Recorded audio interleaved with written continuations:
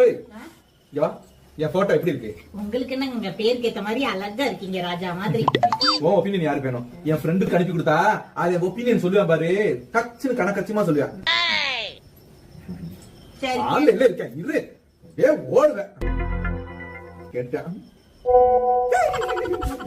ஏதோ voice note போட்டுக்கா பாரு, reply கேளுடி கேளு.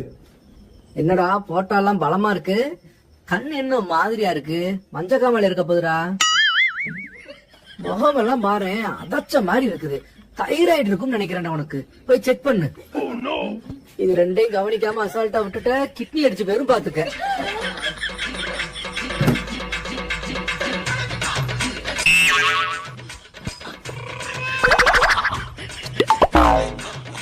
அப்புறம் சொல்ல மறந்துட்டா, போட்டோ சூப்பர்.